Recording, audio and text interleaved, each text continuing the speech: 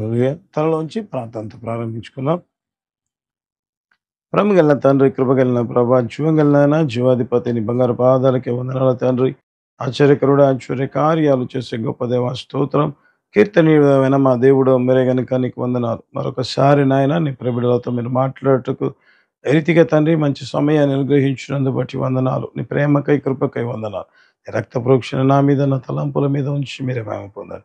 అయ్యా, ప్రతి ఒక్కరిలో దేవుని కార్యం జరుగులాగాన మీరే మహిమ పొందమని ఆయనకే వందనాలు స్తోత్రాలు చెల్లించుకుని పరిశుద్ధ ఆత్మదేవుడే సంపూర్తిగా చూస్తున్న ప్రతి బిడ్డను మీ స్వాధీనం తీసుకొని వాక్యం ప్రాణాత్మ ఆయా వాక్యములు కట్టుకుందా ప్రాణాత్మని కీళ్ళను మూలుగల మటుకు విభజిస్తున్న గొప్ప కార్యం చేసి మహిమ ఘనత ప్రభావాలు మీరు పొందమని ఆయన ముందున్న సమయంలో నడిపించమని యేసయ్య ద్వితీయ నామమున ప్రార్థిస్తున్నాము తండ్రి.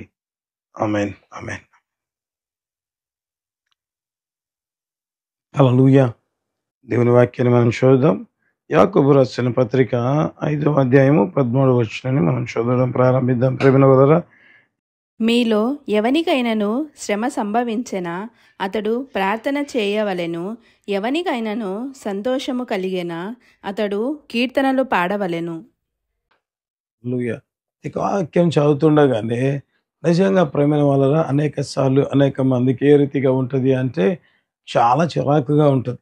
ఎందుకు చిరాకుగా ఉంటుంది, కోపం వస్తుంది అంటే అయ్యా నేను బాధలో బాధపడుతూ ఉంటే లేకపోతే నేను దుఃఖంలో ఉంటే ఆ సమస్య తట్టుకోలేక నేను వేదన పడుతూ ఉంటే ఈ బిలీవర్స్ అనేవారు లేకపోతే వాక్యం చెప్పే అంటే వారు ఏ రీతిగా ఉంటారు అంటే అయ్యా ఆదరించడం పోయి వీళ్ళు చెప్తూ ఉంటారు ఏమని అంటే అయ్యా మీరు సమస్యలో ఉన్నారా, మీకు శ్రమ సంభవించినా ప్రార్థన చేయవలను అనే మాట చెప్తూ ఉంటారు.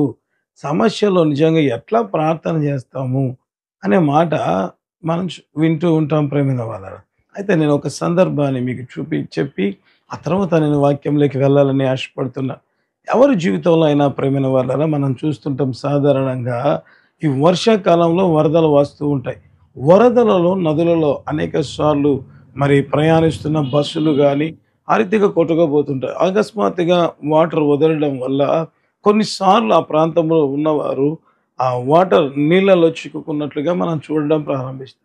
మరి ఆ వ్యక్తులు నిజంగా ఆ రీతిగా చిక్కుబడి ఉన్నప్పుడు వారు కోపంగా చిరాగ్గా ఉంటారా, లేక బాధపడుతున్నారని సైలెంట్గా ఉంటారా? ఉండరు ప్రేమైన వాళ్ళ. వాళ్ళు గట్టిగా అరవడం ప్రారంభిస్తూ ఉంటారు. చాలా చాలా గట్టిగా అరుస్తూ ఉంటారు. సో ఎవరైనా సరే మరి ఏమంటాము ఆ శబ్దాన్ని విని మరి కేక విని ఎవరైనా వచ్చి వారికి సహాయం చేస్తారు అని వారు నిజంగా బస్సులో ఉన్నవారు ఒకవేళ నదిలో వెళ్తుంటే బస్ స్టాప్ మీదకి ఎక్కేట్టుకుంటారు, గట్టిగా అరుస్తూ ఉంటారు ప్రేమ కేకలు వేస్తూ ఉంటారు. అనేక సార్లు ఇటువంటి దృశ్యాలను మనం టీవీ ఛానల్స్లో న్యూస్ ఛానల్స్లో కూడా చూస్తూ ఉంటాం ప్రేమ వాళ్ళ. అంటే వారు సమస్యలో ఉన్నారు, వారు ఏం చేస్తున్నారు కేక వేస్తున్నారు. నాకెందుకు వచ్చింది, నేనే ఎందుకు నీళ్ళల్లో మరి ఈ రీతిగా ఉండాల్సి వచ్చింది, ఈ తలంపులన్నీ ఉంటాయా అంటే ఉండవు ప్రేమిన వాళ్ళ. అయితే వారు కేక వేస్తుంటారు. ఒకవేళ వాళ్ళు బయటకు వచ్చిన తర్వాత మనం అడిగామనుకోండి, అయ్యా ఎందుకు ఈ రీతిగా మీరు కేకలు వేశారు, నీళ్ళల్లో చిక్కుకున్నారు కదా, మరి భయపడి సైలెంట్గా ఉండలేకపోయారే, నాకే ఎందుకు వచ్చింది అని కృంగిపోతూ ఉండలేదే, మరి ఎందుకు కేకలేశారంటే వాళ్ళు అంటారు ఆ కేక వేస్తే ఎవరైనా చూచి మాకు సహాయం చేస్తారని. సో వాళ్ళు ఏం చేస్తుంటారంటే కేక వేస్తూ ఉంటారు ప్రేమ. తద్వారా ఏమవుతుంది, వారిని చూసిన వారు రక్షించడం ప్రారంభిస్తారు. కాబట్టి వారు కేక వేస్తూ ఉంటారు. సో దేవుడు కూడా చెప్పిన మాట, మీకు శ్రమ సంభవించిందా కాబట్టి మీరేం చేయాలి, ప్రార్థన చేయవలెను. అంటే దేవుడు ఈజ్ అల్టిమేట్‌గా ఒక మాటను చెప్తున్నాడు ప్రేమైన వారు. సమస్య వచ్చిందని మీరు బాధపడడం కాదు, సమస్య వచ్చిందని మీరు కృంగిపోవడం కాదు. నిజంగా సమస్యను చూసి బాధపడి ప్రార్థన మానుకుంటారు ప్రేమైన వారు. అనేక మంది విశ్వాసుల జీవితాల్లో ఏ రీతిగా ఉంటుంది అంటే నిజంగా సమస్య వస్తుండగానే వారు మొదటిగా మరిచిపోయేది ఏదైనా ఉంది అంటే ప్రార్థనే ప్రేమైన వారు. అందుకే దేవుడు ఏం చెప్తున్నాడంటే అయ్యా మీరు సమస్య వచ్చి చూసి కృంగిపోయి ప్రార్థనకు దూరం అవుతారు, లేకపోతే దేవుని సహాయాన్ని అర్థించడంలో మరి దూరంగా ఉంటారు. కాబట్టి ప్రేమైన వాళ్ళరా దేవుడు ఏం చేశాడు, ఆ మాటను చెప్పినట్లుగా మనం బైబిల్ గ్రంథంలో చూడడం ప్రారంభిస్తాం. నిజంగా సమస్య వస్తే ప్రార్థన మానేస్తారా అంటే మీకు బైబిల్లో నుంచి కూడా నేను మీకు చూపించాలని ఆశపడుతున్నాను ప్రేమ. నిజంగా ప్రార్థన చేయకపోతే దేవుడే చెప్పాడు, శ్రమ సంభవించిన ప్రతి వ్యక్తి కూడా ప్రార్థన చేయాలి. ఎప్పుడైతే ప్రార్థన చేస్తాడో అప్పుడు వారి జీవితాల్లో విడుదల పొందుతారు ప్రేమ వల్ల. కాబట్టి కనుక ప్రార్థన చేయాలి. ఈరోజు వాక్య భాగంలోంచి మనం చూడడం ప్రారంభిద్దాము. నిర్గమకాండము, బైబిల్ తీసినట్లయితే నిర్గమకాండం 14వ అధ్యాయము 9 నుంచి 12 వరకు ఉంటున్న దేవుని వాక్యాన్ని చదువుదాం. ఐగుప్తీయులు అనగా ఫరో రథముల గుర్రములన్నీయు అతని గుర్రపు రౌతులు అతని దండును వారిని తరిమి బయల్సెఫోను ఎదుటనున్న పీహ హీరోతునకు సమీపమైన సముద్రము దగ్గర వారు దిగి ఉండగా వారిని కలిసి కొనిరి. ఫరో సమీపించుచుండగా ఇశ్రాయేలీయులు కన్నులెత్తి ఐగుప్తీయులు తమ వెనుక వచ్చుట చూచి మిక్కిలి భయపడి యెహోవాకు మొరపెట్టిరి. అంతటా వారు మోషేతో, ఐగుప్తులో సమాధులు లేవని ఈ అరణ్యములో చచ్చుటకు మమ్మును రప్పించితివా? మమ్మును ఐగుప్తులో నుండి బయటికి రప్పించి మమ్మును ఇట్లు చేయనేలా? మా జోలికి రావద్దు, ఐగుప్తీయులకు దాసుల మగుదుమని ఐగుప్తులో మేము నీతో చెప్పిన మాట ఇదే గదా. మేము ఈ అరణ్యమందు చచ్చుట కంటే ఐగుప్తీయులకు దాసుల మగుటయే మేలని చెప్పిరి. ఇక్కడ చూస్తే ప్రేమైన వాళ్ళరా, ఇశ్రాయేలీయులు మాట్లాడిన మాటలు మనం చూడడం ప్రారంభిస్తాం. ప్రేమైన వాళ్ళ, ఇశ్రాయేలీయులు ఏం మాట్లాడుతున్నారు అంటే, ఫరో ఎప్పుడైతే వారిని తరమడం ప్రారంభించాడో, ఫరో సమీపంగా రావడం ప్రారంభించాడో, వాళ్ళు చెప్తున్న మాట వారు మిక్కిలి భయపడ్డారంట. ఎందుకంటే అది భయంకరమైన సమస్య. అయితే నాకు అనిపిస్తుంది వారు వెంటనే వారు మాట్లాడిన మాటలు ఏ రీతిగా ఉన్నాయంటే, అయ్యా మేము ఐగుప్తులోనే చెప్పాము కదా, మేము చచ్చుటకు ఈ అరణ్యములో ఎలా తెచ్చితివి అని మాట్లాడిన సంభాషణ మనం చదివాం ప్రేమ. అంటే నాకు అనిపిస్తుంది వారి జీవితంలో ఒక సమస్య వస్తుండగానే ఆ ఇశ్రాయేలీయులందరూ కూడా ఏ రీతిగా ఉన్నారు అంటే, సమస్యను చూచి ఇక అంతా అయిపోయింది అని నిట్టూర్పు మాటలు మాట్లాడినట్లుగా మనం పరిశుద్ధ బైబిల్ గ్రంథంలో ఇక్కడ చూడడం ప్రారంభిస్తాం ప్రేమ వాళ్ళ.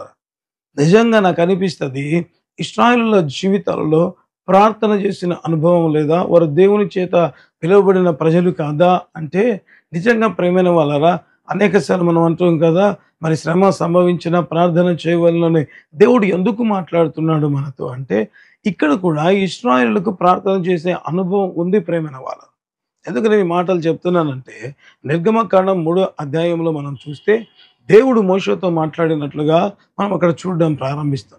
దేవుడు మోషేతో మాట్లాడుతూ దేవుడు చెప్పిన మాట ఏంటి అంటే, నిశ్చయముగా ఇశ్రాయేలు చేసిన మొర నా దగ్గరికి వచ్చి ఉన్నది. ఐగుప్తులు వారిని పెట్టిన శ్రమను బట్టి వారు మొరపెట్టగా మొర నా దగ్గర చెంది వాటిని నేను చూడవచ్చి తిని అని బైబిల్ గ్రంథంలో రాయబడి ఉంటుంది ప్రేమ. అంటే ఇశ్రాయేలు శ్రమ వచ్చినప్పుడు ఏం చేశారంట, ప్రార్థన చేసినట్లుగా మనం బైబిల్ గ్రంథంలో చూడడం ప్రారంభిస్తాం. అయితే ఇప్పుడు వారి జీవితంలో శ్రమ సంభవిస్తుండగా వారు ప్రార్థన చేసేవారు కాకుండా ఏ రీతిగా ఉంటున్నారు, నిట్టూర్పు మాటలు మాట్లాడేవారు. అందుకే దేవుడు యాకోబు పత్రిక మనం ఇందాక మూల వాక్యాల్లో మనం చూసుకున్నాం కదా, శ్రమ ఎప్పుడు సంభవించినా కూడా దేవుడు చెప్తున్న మాట మీరు ప్రార్థన చేయవారు. ఏదో కొన్ని సమస్యలకు మాత్రమే ప్రార్థన చేసేవారు. ఐగుప్తులో బానిసలుగా ఉన్నప్పుడు ప్రార్థన చేశారు. ఐగుప్తు నుంచి బయటికి వచ్చిన తర్వాత ఏ రీతిగా ఉంది అంటే, ఆ సమస్యను చూసి ప్రార్థన చేయలేకపోయారు ప్రేమ. అనేక మంది విశ్వాసుల జీవితాలు ఏ రీతిగా ఉంటాయంటే, నిజంగా ఒక విషయంలో ప్రార్థన చేసి ఉంటారు. అయితే మరో సమస్య వచ్చినప్పుడు ప్రార్థన మరిచిపోయి నిట్టూర్పు దిశగా అడుగులు వేసేటట్టుగా మనం చూడడం ప్రారంభిస్తాం. ఇశ్రాయేలు కూడా అంతే ప్రేమ వల్ల. ఐగుప్తులో ఉన్నప్పుడే వారు దేవునికి మొరపెట్టారని బైబిల్ గ్రంథంలో రాయబడింది. మరి ఐగుప్తులో ఉన్నప్పుడు నాకు అనిపిస్తుంది అంత భయంకరమైన సమస్యలో నిజంగా ప్రార్థన చేసిన ఇశ్రాయేలీయులు ఎప్పుడు ఫరోను చూస్తుండగా, ఫరో రథములను చూస్తుండగా నిజంగా ప్రేమ భయపడిన వారిగా ఉండడం ప్రారంభించారు. అంటే సమస్యలో ఒకసారి ప్రార్థన చేశారు, ఆ రెండోసారి సమస్య వస్తుండగా ప్రార్థన చేసేవారిగా ఉండలేదు ప్రేమ. అందుకే దేవుడు చెప్తున్న మాట, మీకు శ్రమ సంభవిస్తే మీరు ప్రార్థన చేసేవారిగా ఉండాలంట. హల్లెలూయా. నాకు అనిపిస్తుంది ఒకవేళ ఆ సమస్య ఐగుప్తులో ఉన్నప్పుడు అయ్యా ఐగుప్తులోంచి మమ్మల్ని విడిపించు అని ప్రార్థన చేసి ఉంటారు ప్రేమలో. మరి నాకు అనిపిస్తది ఏమని అంటే, ఐగుప్తులో సైన్యమే గాదు, ఫరోనే గాదు, ఐగుప్తు ప్రజలందరూ గూడా ఉండి ఉంటారు ప్రేమ. ఐగుప్తు మాట వారు జ్ఞాపకం చేసు ఐగుప్తు ప్రజలంతా ఉండి ఉంటారు. మరి అంత పెద్ద సమస్య వారి జీవితంలో వచ్చినప్పుడు వారు ప్రార్థన చేశారు. అంటే వ ఐగుప్తు బలము ఐగుప్తులో ఉన్నప్పుడు చాలా ఎక్కువగా ఉంది. అంత పెద్ద సమస్యలో ప్రార్థన చేసిన వీరు ఇప్పుడేమంటున్నారంటే భయపడుతున్నారు ప్రేమ. ఇప్పుడు కేవలము ఐగుప్తు సైన్యం మాత్రమే ఇక్కడ ఉంది. ఫరో రాజు మాత్రమే ఉన్నాడు ప్రేమ వాళ్ళ. అక్కడ ప్రజలు కూడా ఉన్నారు. ఒకవేళ అక్కడ తిరగబడితే ఏమైనా జరిగితే నిజంగా అతి భయంకరంగా ఉంటుంది. ఎందుకంటే సైనికులే కాదు ప్రజలు కూడా వీరి మీద దాడి చేసే అవకాశాలు ఎక్కువగా ఉంటాయి. అంత పెద్ద సమస్యలో ప్రార్థన చేసిన వీరు మరో సమస్య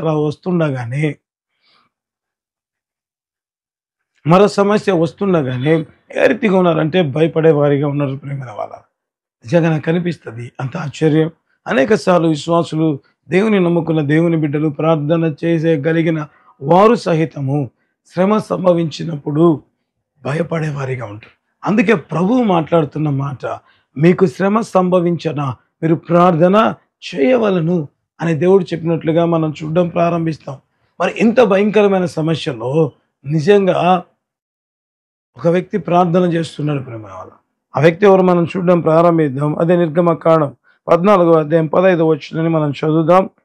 అంతలో యెహోవా మోషేతో, నీవేళ నాకు మొరపెట్టుచున్నావు, సాగిపోవుడి అని ఇశ్రాయేలీయులతో చెప్పుము.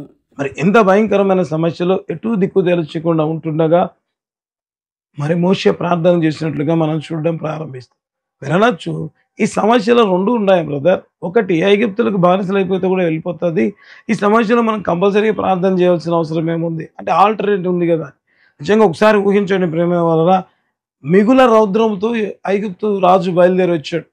ఎందుకంటే వారి మరి బైబిల్లో రాయబడిన మాట, ఒక్క ఇంటిలో కూడా శవము లేని ఇల్లు లేదంట ప్రేమిన వాళ్ళు. అటువంటి భయంకరమైన పరిస్థితుల్లో వాళ్ళు వచ్చారు. నిజంగా నాకు అనిపిస్తుంది, ఒకవేళ ప్రార్థన చేయకపోతే బతికి ఉంటాం కదా అనే ఒకవేళ భరోసా ఉంటుందేమో అంటే ఏమాత్రం ఉండదు ప్రేమిన. వాళ్ళు వస్తుండగానే మేము సరెండర్ అవుతామని చేతులు ఎత్తితే ఐగుప్తు సైనికులు ఊరుకుంటారా? ఫరో ఊరుకుంటాడంటే హైలీ ఇంపాసిబుల్ ప్రేమ. దొరికిన వారిని దొరికినట్టుగా చంపడం ప్రారంభిస్తారు. నాకు అనిపిస్తుంది మోషేని అయితే కంపల్సరీగా చంపుతారు ప్రేమ వాళ్ళు. ఎందుకంటే మోషేనే కదా వారికి మరి నడిపించింది అని. కాబట్టి ఇంత భయంకరమైన పరిస్థితుల్లో ఇక ఏమాత్రం సోర్స్ లేదు ఈ పరిస్థితుల్లో. అయితే ఒక్క సోర్స్ ఉంది. ఏంటంటే ఎట్టి సమస్యలో అయినా ప్రార్థన చేస్తే మన దేవుడు ఎవరు? అద్భుతం చేసేవాడు ప్రేమ. హల్లెలూయా.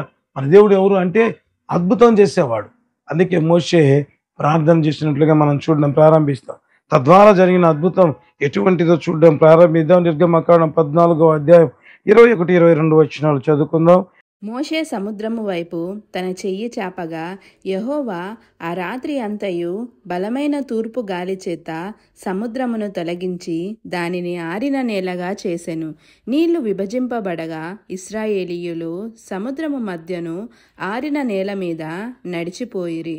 ఆ నీళ్లు వారి కుడి ఎడమ పక్కలను వారికి గోడవలే నుండెను. హల్లెలూయా. ఏంటి ఇంత భయంకరమైన పరిస్థితిలో ప్రార్థన చేస్తే నిజంగా ప్రేమ వల్ల ఏ రీతిగా చేస్తాడు ప్రభు అద్భుతం అంటే, వారికి ఇక దారే లేదు అన్న చోట దేవుడు దారిని కలగజేసినట్లుగా మనం చూడడం ప్రారంభిస్తాం. మేము బ్రతకము అనుకున్న చోట దేవుడు వారిని బ్రతికించినట్లుగా చూడడం ప్రారంభిస్తాం ప్రేమ వల్ల. అంత మాత్రమేనా అంటే దేవుడు ఇంకొక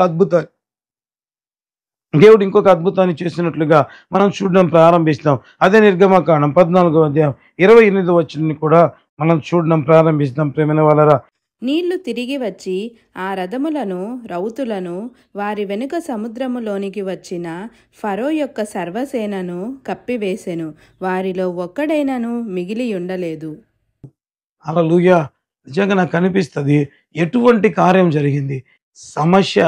ఏ సమస్యను చూచి భయపడ్డారో, ఏ సమస్యను చూచి చచ్చిపోతాం అనుకున్నారో, నిజంగా ప్రేమ వల్ల దేవుడు ప్రార్థన చేస్తే ఎటువంటి అద్భుతం చేశాడు అంటే, ఎన్నడూ కని విని ఎరగని ఒక అసాధారణమైన అద్భుతం ఏంటి అంటే సముద్రం చీలిపోయి వారు నడుస్తూ ఉంటే ఆరిన నేలగా మారిందంట. అంత మాత్రమే కాకుండా తన శత్రువులు ఏమయ్యారు? ఒక్కరు కూడా మిగిలి ఉండలేదంట ప్రేమ. హల్లెలూయా! ఒకవేళ మాట మార్చి నేను చెబితే వారి సమస్య అసలు లేకుండా పోయిందంట ప్రేమ వాళ్ళ. హల్లెలూయా! ఎప్పుడు ఈ అద్భుతం జరిగింది? ఎప్పుడు ఇటువంటి అద్భుతం జరిగింది? ఇంత భయంకరమైన పరిస్థితుల్లో అంటే ప్రార్థన చేసినప్పుడు ప్రేమ. ప్రార్థన చేసినప్పుడు. అనేక సార్లు అనేక మంది ఏదైనా సమస్య చెప్తే ప్రార్థన చేస్తాము అంటే చాలా మందికి రచించదు ప్రేమైన వాళ్ళ. చాలా మందికి. సో, ఏ రీతిగా ఉంటారంటే, ఏంటి నేను ఇంతగా సీరియస్‌గా మాట్లాడుతుంటే మరి సేవకులు కేవలం ఒక మాట చెప్పి వెళ్ళిపోతున్నారు. ప్రార్థన చేద్దాంలెండి. ఎందుకు ఆ మాట చెప్తారు అంటే, ఆ ప్రార్థనలోనే ఉంటది ప్రేమైన వాళ్ళ. మనం ఎదుర్కొంటున్న ప్రతి సమస్య యొక్క పరిష్కారం. పరిష్కారం. కాబట్టి అందుకే దేవుడు చెప్పిన మాట. దేవుడు ఎందుకు అంతగా యాకోబు పత్రికలో నొక్కి వక్కాణించాడంటే, అనేక సార్లు విశ్వాసుల జీవితాల్లో ఒక సమస్య నిమిత్తం ప్రార్థన చేస్తారు. ఇంకొక సమస్య వచ్చినప్పుడు అది అంతది అనేది చూడరు ప్రియమైన వాళ్ళ.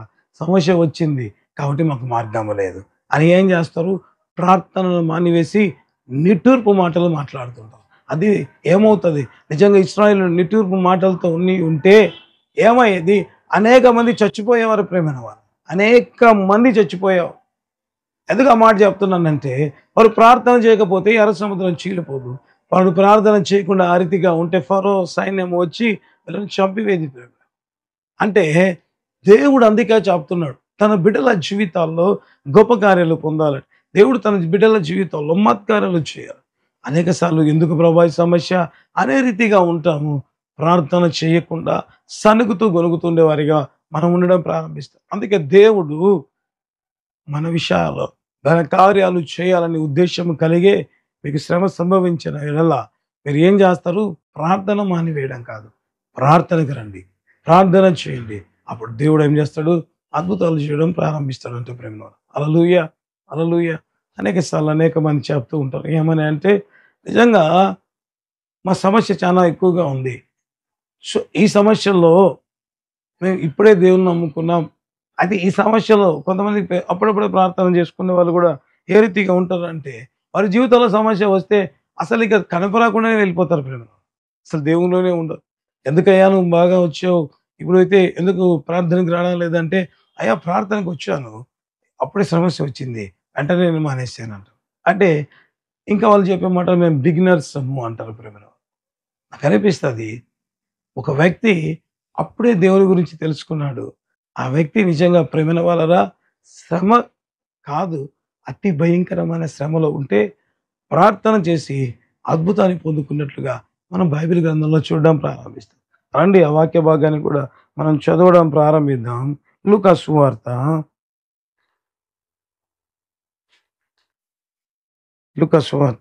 23 అధ్యాయము 39 నుంచి 42 వరకు ఉంటున్న దేవుని వాక్యాన్ని మనం చదువుదాం.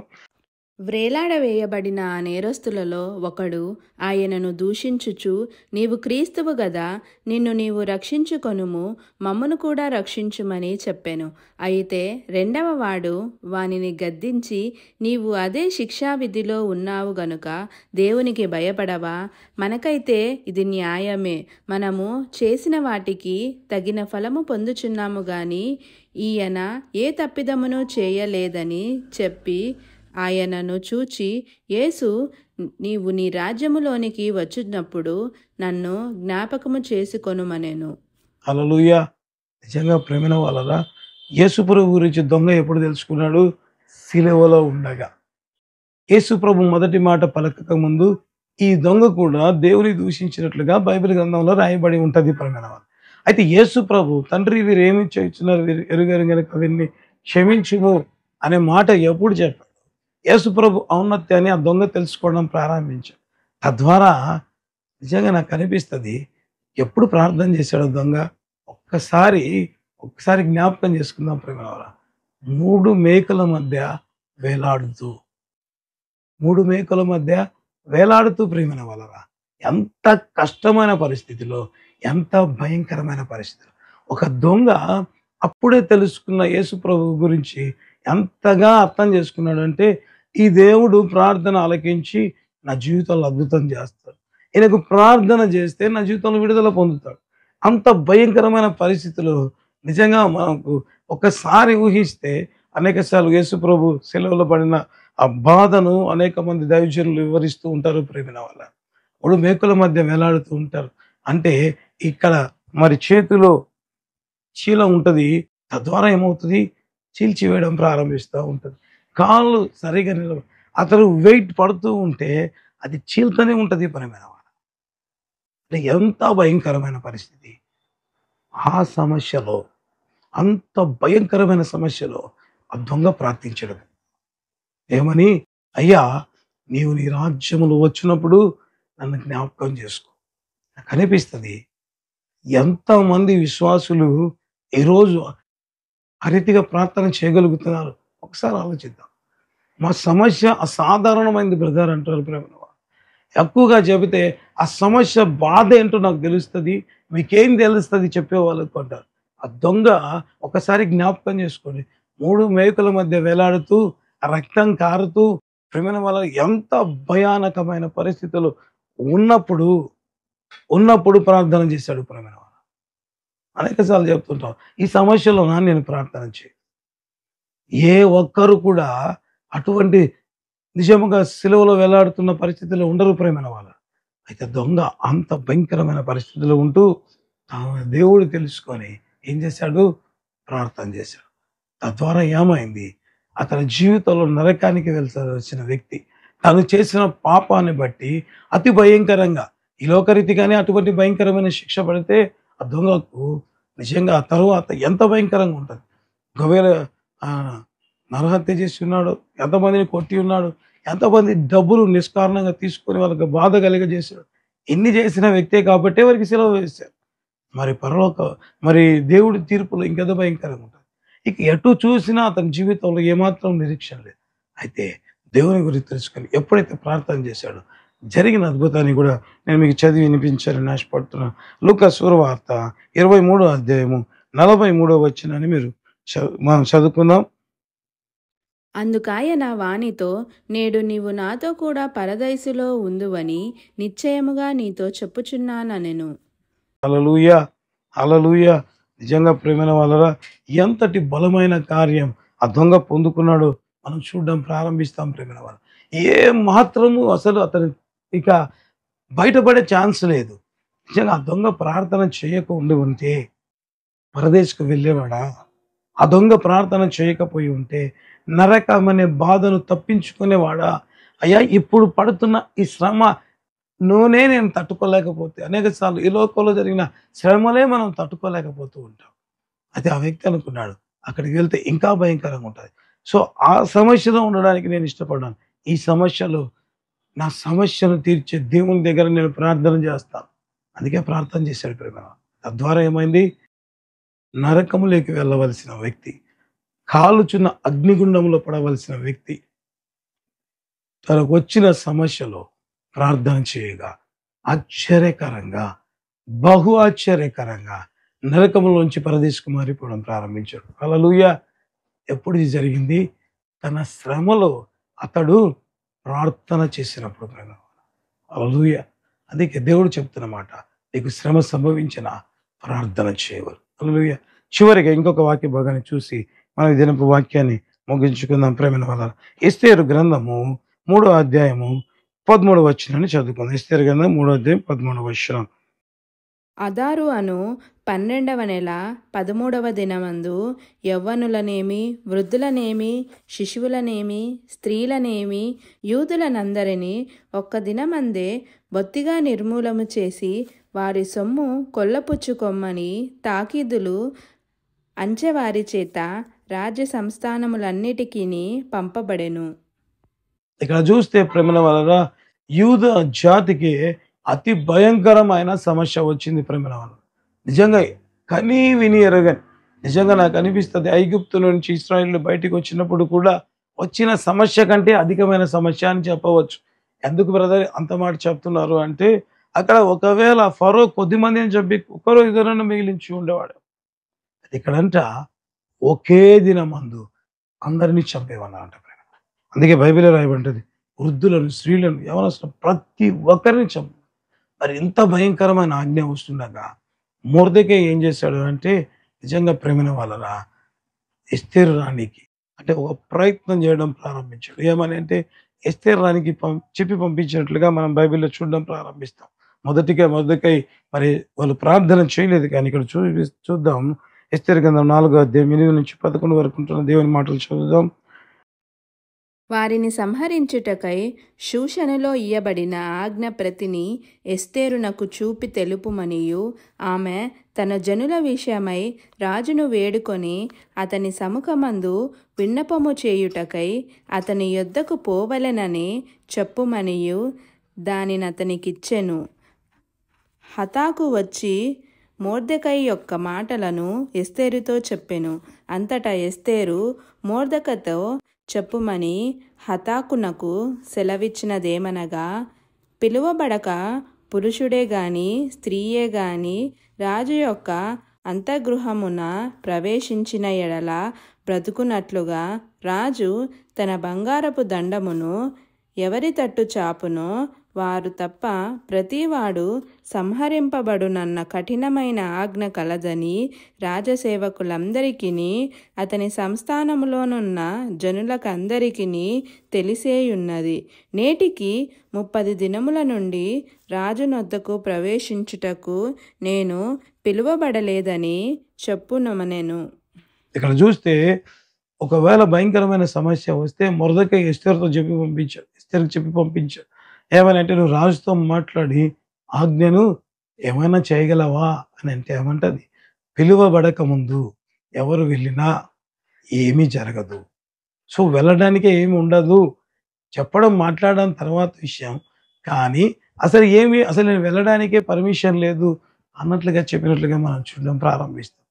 అయితే ఎప్పుడు ఆమె ప్రవేశించింది అంటే, మనం బైబిల్ గ్రంథంలో చూద్దాం. అదే ఎస్తేరు గ్రంథం 4వ అధ్యాయం 15-16 వచనాలు చదువుదాం. అప్పుడు ఎస్తేరు మొర్దెకైతో మరల ఇట్లనెను, నీవు పోయి షూషనునందు కనబడిన యూదులందరినీ సమాజ మందిరమునకు సమకూర్చి నా నిమిత్తము ఉపవాసముండి 3 దినములు అన్నపానములు చేయకుండుడి. నేనును నా పనికత్తెలను కూడా ఉపవాసముందుము. ప్రవేశించుట న్యాయ వ్యతిరిక్తముగా నున్నను. నేను రాజునొద్దకు ప్రవేశించుదును. నేను నశించెదను. అంటే ఎప్పుడు వెళ్ళగలుగుతాను నేను అంటే, ఆమె చెప్పిన మాట, అయ్యా మనం వెళితే పని ఏమి జరగదు. పైపెచ్చు రాజధనం ఎత్తితే నేనైనా బ్రతుకుతాను, లేకపోతే మాట్లాడడానికి వెళ్ళిన నేనే చచ్చిపోతాను అని చెప్పినట్లుగా ఉంది. అయితే ఇప్పుడు ఆమె చెప్తున్న మాట ఏ రీతిగా ఉంది అంటే, అయితే మీరు మాట్లాడమని చెప్తున్నారు కదా, అయితే ఒక పని చేయండి, నేను ప్రవేశించి బ్రతకాలి ఉండాలి అంటే, మాట్లాడాలి అంటే మన దేవునికి ప్రార్థన చేయాలి. అప్పుడు దేవుడు అద్భుతం చేస్తాడు. అప్పుడు మనం మాట్లాడవచ్చు అని అంటే, నిజంగా ఎంత ఆశ్చర్యకరంగా ఉంటుంది ప్రేమ. ఒక ప్రార్థన చేస్తే తప్ప రాజు దగ్గరికే వెళ్ళలేని పరిస్థితి. అంటే నేనేం చెప్తున్నా అంటే, భయంకరమైన సమస్యల్లో మనం చేయాల్సిందేంటి? ప్రార్థన ప్రేమ. ప్రార్థన చేయాలి. తద్వారా ఏమైంది, వారు ప్రార్థన చేశారు, తర్వాత రాజును పిలిచారు. వారి జీవితంలో దేవుడు గొప్ప మేలు చేసినట్లుగా మనం బైబిల్ గ్రంథంలో చూడడం ప్రారంభిస్తాం. హల్లెలూయా. మరి అనేక సార్లు సమస్య వస్తే భయపడి నిజంగా ఏడ్చేవారిగా, బాధపడేవారిగా ఉంటున్న మనతో దేవుడు చెప్తున్నాడు, మీకు శ్రమ సంభవించినా ప్రార్థన చేయవలెను ప్రేమ. ప్రార్థన చేస్తే తప్ప మనం సమస్యలోంచి బయటపడేవారిగా ఉండం. మనం ప్రార్థన చేస్తేనే మనం సమస్య నుంచి బయటపడడమే కాదు, ఆశీర్వాదకరంగా మారడం ప్రారంభిస్తాం ప్రేమ. అనేక సార్లు అనేక మంది ప్రార్థన చేయకుండా సమస్యలను చూసి భయపడుతూ ఉంటారు. అనేక మంది అనేక సార్లు ప్రేమైన వాళ్ళ, ఒకవేళ నాకు అనిపిస్తుంది, ప్రార్థన అనేదే చేయకుండా ఊరికే ఆలోచిస్తూ ఉంటారు. ఊరికేగా టైం పాస్, లేకపోతే టైం వేస్ట్ చేస్తూ ఉంటారు. ఎందుకు ఆ రీతిగా చేస్తారంటే, మేము భయపడుతున్నాం సమస్య రాబోతుందని, మేము దుఃఖపడుతున్నాం సమస్య, తద్వారా ఏమీ జరగదు ప్రేమైన వాళ్ళ. ఎప్పుడైతే మనం ప్రార్థన చేసేవారిగా ఉంటామో, నిజంగా మనం చూస్తుంటాం అనేక చోట్ల అనేక మంది క్రైస్తవుల మరి సమాజంల మీద దాడులు జరుగుతూ ఉంటున్నాయి. మనం వింటూ ఉన్నాం, చూస్తూ ఉన్నాం. అయితే కొంతమంది కోప్పడుతూ ఉంటారు ప్రేమ వారు. మరి కొంతమంది బాధపడుతున్నామంటారు. అయితే దేవుడు చెప్పిన మాట, మీరు ప్రార్థన చేయండి. మీరు ప్రార్థన చేయండి.